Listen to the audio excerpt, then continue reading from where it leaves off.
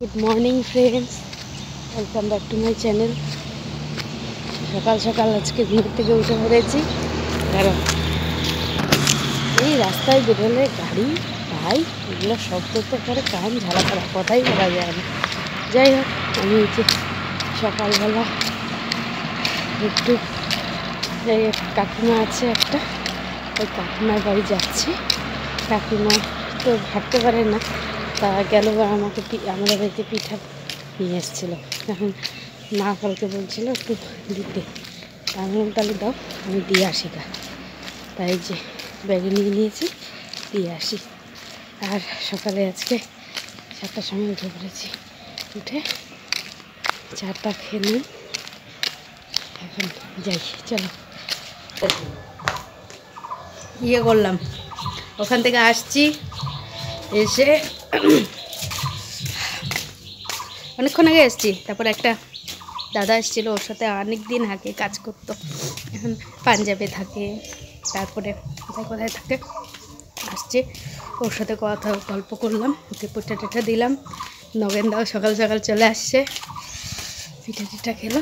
এই যে এখন আমি চা, এই যে কালকে একটা কেমন হয়েছে খারাপ, ওইটা নিলাম, খাই। কি লইবা না? আমার ছেলে দেখবে, আমার উনিকে 600 বলে দিলাম, সব সময় আসে যায়। নিবা? ছেলে যদি না নিবে, আর না দিলে আমি অন্য হলে ছেলে দেখবে এসে নিলে নিয়ে নাও। এখানে বসি আর খাই। দেখো আজকে সকাল থেকে ঠান্ডা, কালকে ওয়েদারটা এত ভালো ছিল। কালকে সংক্রান্তি, কালকেই তো ওয়েদারটা খারাপ হওয়ার কথা ছিল, কালকে বেশ ভালো ছিল।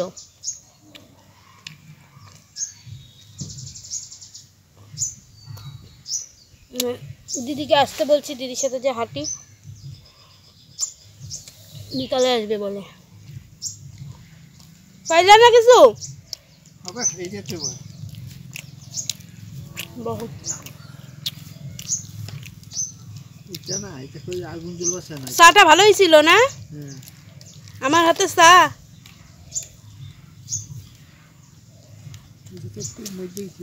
আমার পিঠাগুলো কেমন হয়েছে?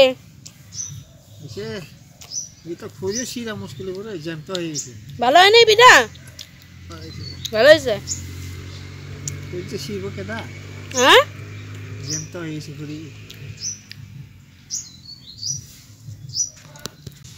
এইখানে বসে আবার এই সময় তোমাদের সাথে কথা বলছি, ড্রেস চেঞ্জ করে।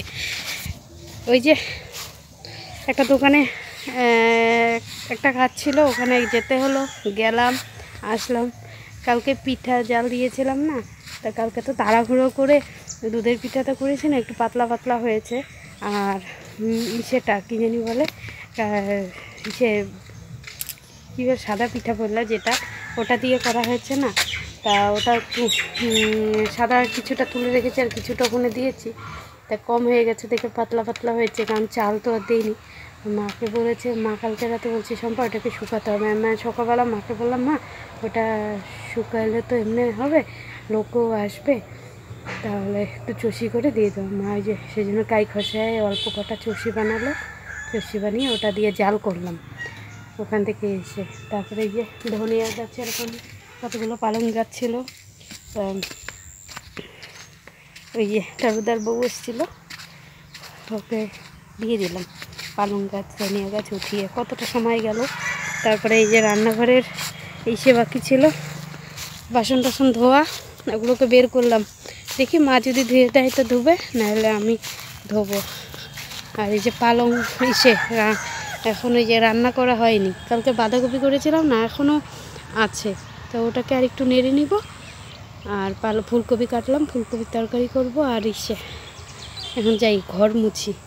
দুদিন ধরে কি হয়েছে জানি না, আমি এই সিঁদুরটা নতুন খুলেছি না, এই সিঁদুরটা যেই পরা শুরু করেছি, এখন এই জায়গাটা না খুব চুলকায়। এখন খুশকির জন্য নাকি আরও ভয় লাগে, বয়স তো বাড়ছে, কি জানি আবার ইয়েও হবে নাকি, চুল পেকে যাবে নাকি, চিন্তায় পড়ে গেছি। কি জানি, অনেকে বলে যে মাথায় চুলকালে বলে, চুল পাকলে বলে মাথা চুলকায়, এখন জানি না ঠিক।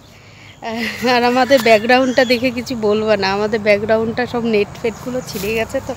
আর রান্নাঘরের ব্যাকগ্রাউন্ড তো একেবারে, রান্নাঘরে দেখোই তো আমাদের অনেক দিনের পুরনো ঘরটা রং করে না, তাই কালকে মার সাথে কথা বলছিলাম যে মা আমাদের একটু চুন রং করতে লাগবে গো, যে ঘরগুলো কেমন হয়ে গেছে, রান্নাঘরটা কালো কালো হয়ে গেছে না তেলে। তারপর আগে বানর ঢুকতো, বানরের ছাপ, আগে উনানে রান্না করতো না আমার বিয়ের আগে, বিয়ের পরেও করেছিল কিছুদিন, এই জন্য দেখা যাক সময় আসলে করা যাবে। আগে তো এগুলো সালটানো হোক, অনেক বাড়ির কাজ আছে অনেক।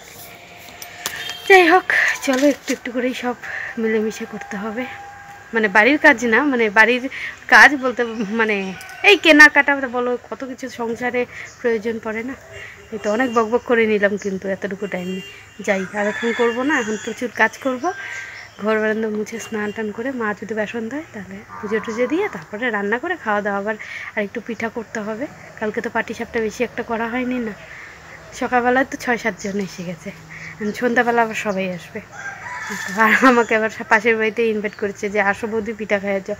আমি বলছি কি এখন না, বিকালে দেখি যদি পাই। আর আমার না পিঠা টিঠা একটু মানে করতে ভালো লাগে, অতটা খেতে পারি না, পেটের প্রবলেম হয় না। চলো যে তাড়াহুড়া করলাম, স্নান করে এসছি 2:45, এদিকে স্নান করতে গেছি কারেন্ট চলে গেছে, অর্ধেক স্নান করতে পারছি আর করতে পারছি না, জামা কাপড় নিয়েছি। তারপরে যাই হোক স্নান টান করে এসে ভাত ফোন করে যে রান্না করলাম, এসে দেখি কারেন্ট আসছে। তারপরে এই যে ফটাফট করে রান্না করলাম, তরকারি, ভাত, তুতুর ভাত, আর বাঁধাকপিটা একটু নেড়ে নিচ্ছি। এই যে ফুলকপির তরকারি করলাম, আর এই যে কালকে বাঁধাকপি করেছি, এটা একটু বাসি তো একটু নেড়ে নিলে ভালো হবে, নেড়ে নিলাম। আর এখানে তুতুর ভাত করেছি, আর এই যে আমাদের ভাত। যাই হোক চলো খাওয়া দাওয়া করে নিই, তারপরে আমাকে আবার অন্য কাজ করতে হবে। কালকে পাল্টি টি শার্টটা বললাম না, এটা বানাই। ফ্রেন্ডস এই যে রান্নাঘরে আবার চলে আসছি। কাল যে বললাম না সকালবেলা কয়েকটা পাটি সাপটা কালকে কয়টা করেছি, আর কালকে গোলা ছিল না দেখে হয়নি, তাই এখন আবার বানানো শুরু করে দিলাম। যে দেখি কতটা কি করতে পারি, কয়েকটা তো এই যে উঠেছে মোটামুটি ভালো, এটা আবার কি হয় দেখা যাক। এটা প্রথমে ট্রাই করেছি পুর ছাড়া, যে একটা ট্রাই করে দেখি তারপরে।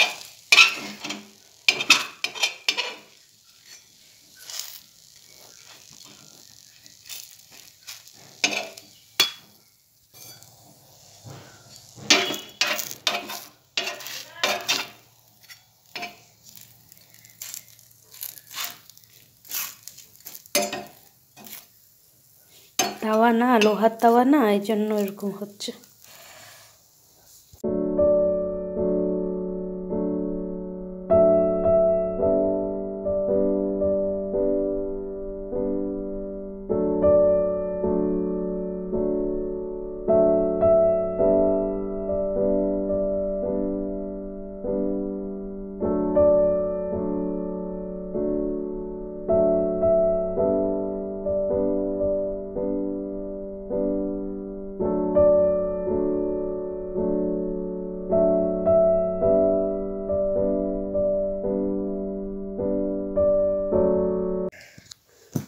আজ বাইরে নাকি প্রচণ্ড ঠান্ডা, তখন ওই যে পিঠা বানালাম, পিঠা বানিয়ে